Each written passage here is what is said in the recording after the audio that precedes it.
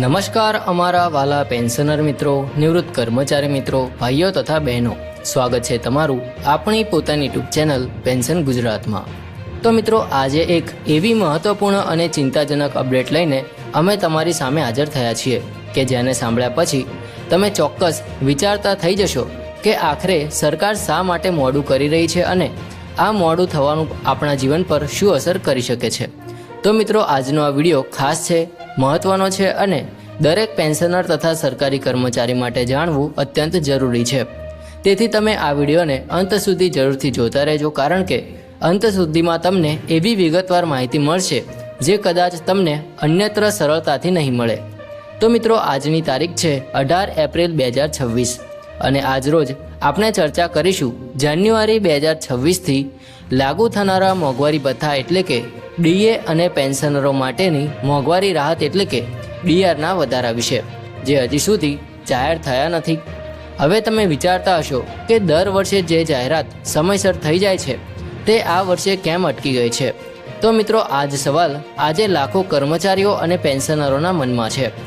જો આપણે પરંપરા મુજબ જોઈએ તો જાન્યુઆરીનો ડીએ વધારાનો હપ્તો સામાન્ય રીતે માર્ચના છેલ્લા અઠવાડિયામાં જાહેર થઈ જાય છે, અથવા તો વધુમાં વધુ એપ્રિલના પહેલા અઠવાડિયામાં સરકાર તેની જાહેરાત કરી દેતી હોય છે। પરંતુ આ વર્ષે એપ્રિલનો અડધો મહિનો પસાર થઈ ગયો છે, છતાં પણ હજી સુધી કોઈ સત્તાવાર જાહેરાત કરવામાં આવી નથી, જેનાથી સ્વાભાવિક રીતે ચિંતા અને અસંતોષ બંને વધી રહ્યા છે। મિત્રો, 13 એપ્રિલ 2026ના રોજ એક મહત્વપૂર્ણ પગલું લેવામાં આવ્યું હતું, જેમાં JCM એટલે કે જોઈન્ટ કન્સલ્ટેટિવ મશીનરીના રાષ્ટ્રીય પરિષદના સચિવ શિવ ગોપાલ મિશ્રા દ્વારા કેબિનેટ સચિવને એક પત્ર લખવામાં આવ્યો હતો। આ પત્રમાં સ્પષ્ટ રીતે ઉલ્લેખ કરવામાં આવ્યો હતો કે ડીએ અને ડીઆરના વધારાની જાહેરાતમાં વિલંબ થવાથી કર્મચારીઓ અને પેન્શનરોમાં અસંતોષ ફેલાઈ રહ્યો છે અને સરકારને આ બાબતમાં તાત્કાલિક કાર્યવાહી કરવાની જરૂર છે। આ પત્રમાં એ પણ જણાવાયું હતું કે ડીએ અને ડીઆર માત્ર એક આંકડો નથી, પરંતુ તે લાખો પરિવારોના દૈનિક જીવન સાથે સીધો સંબંધ ધરાવે છે। જ્યારે મોંઘવારી વધે છે ત્યારે આ ડીએ અને ડીઆર વધારાથી લોકો પોતાનું જીવન સંતુલિત રાખી શકે છે। હવે જો આ વધારામાં વિલંબ થાય તો તેની સીધી અસર તેમના ખિસ્સા પર પડે છે। મિત્રો, હાલની પરિસ્થિતિ પ્રમાણે જો આપણે અંદાજ લગાવીએ તો અત્યાર સુધી મળતા 58% ડીએમાં આશરે 2%નો વધારો થવાની શક્યતા છે, એટલે કે આ વખતે ડીએ 60% સુધી પહોંચી શકે છે। હવે તમે વિચારતા હશો કે આ 2%નો વધારો મોટો નથી, પરંતુ મિત્રો, જ્યારે આ વધારાને પગાર અને પેન્શન સાથે ગણવામાં આવે છે ત્યારે તે એક મહત્વપૂર્ણ રકમ બની જાય છે। ઉદાહરણ તરીકે, જો કોઈ કર્મચારીનો મૂળ પગાર 50,000 રૂપિયા છે તો 2%ના વધારાનો અર્થ થાય છે કે દર મહિને 1,000 રૂપિયાનો વધારો, અને જો આપણે તેને વર્ષનો હિસાબે ગણીએ તો તે 12,000 રૂપિયા થાય છે, જે કોઈ પણ માટે નાની રકમ નથી। આ જ રીતે પેન્શનરો માટે પણ આ વધારો ખૂબ જ મહત્વનો છે।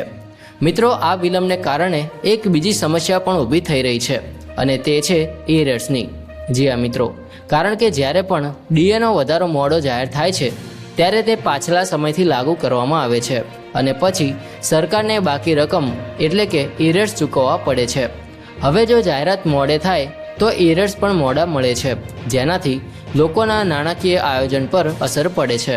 આ સિવાય એક મહત્વની બાબત એ છે કે ડીએ અને ડીઆરનો વધારો સીધો જ ગ્રાહક ભાવ સૂચકાંક એટલે કે CPI-IW સાથે જોડાયેલો હોય છે, એટલે કે મોંઘવારી જેટલી વધે છે એટલો ડીએ પણ વધે છે। હવે જો મોંઘવારી સતત વધી રહી છે અને છતાં પણ ડીએની જાહેરાત મોડે થાય છે તો તે લોકો માટે ચિંતાજનક બાબત બની જાય છે। મિત્રો, ઘણા લોકો હવે આ અંગે અટકણો પણ લગાવી રહ્યા છે કે શું સરકાર આ વખતે કોઈ મોટી નીતિમાં ફેરફાર કરવાની તૈયારીમાં છે કે પછી કોઈ ટેકનિકલ કારણોસર આ જાહેરાત અટકાઈ છે। જો કે હજી સુધી કોઈ સત્તાવાર કારણ આપવામાં આવ્યું નથી, પરંતુ વિલંબ જેટલો વધી રહ્યો છે તેટલી જ અનિશ્ચિતતા પણ વધી રહી છે। આ પરિસ્થિતિમાં કર્મચારી સંસ્થાઓએ સરકારને સ્પષ્ટ સંદેશ આપ્યો છે કે તેઓ આ વિલંબને વધુ સમય સુધી સહન નહીં કરી શકે અને સરકારને જલ્દીથી નિર્ણય લેવા વિનંતી કરી છે, કારણ કે આ મુદ્દો માત્ર પૈસાનો નથી પરંતુ વિશ્વાસનો પણ છે। જ્યારે સરકાર સમયસર નિર્ણય લે છે ત્યારે લોકોનો વિશ્વાસ મજબૂત બને છે અને જ્યારે વિલંબ થાય છે ત્યારે તે વિશ્વાસ ડગમગાય છે।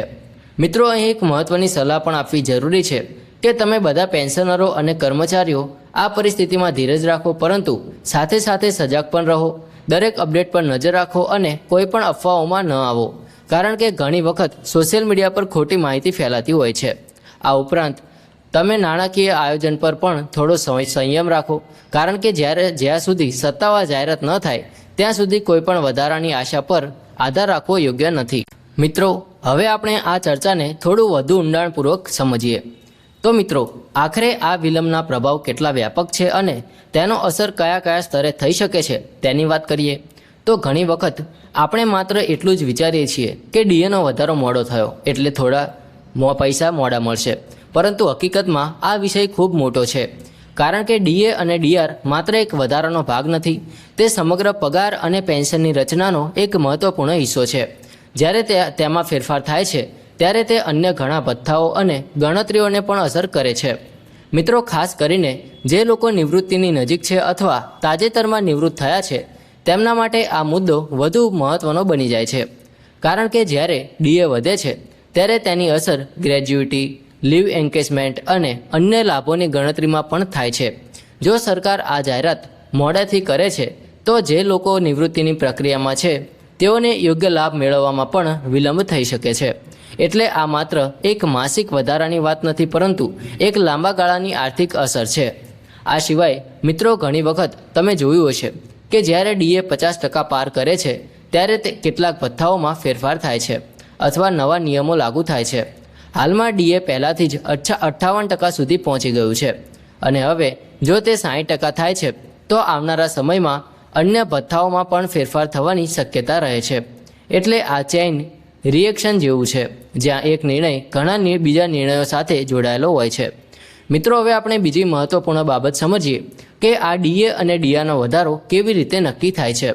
તો સરકાર સીધો કોઈ આંકડો નક્કી કરતી નથી, પરંતુ તે ગ્રાહક ભાવ સૂચક આંક એટલે કે CPI-IWના આંકડા પર આધાર રાખે છે.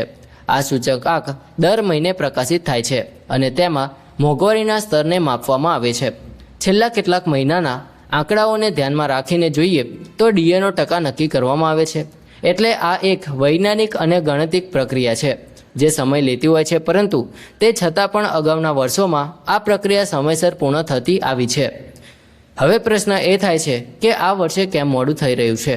તો મિત્રો, કેટલાક નિષ્ણાંતોનું માનવું છે કે કદાચ સરકાર કોઈ મોટો આર્થિક નિર્ણય લેવા જઈ રહી છે અથવા તો બજેટ સંબંધિત પ્રક્રિયાઓને કારણે વિલંબ થઈ રહ્યો છે.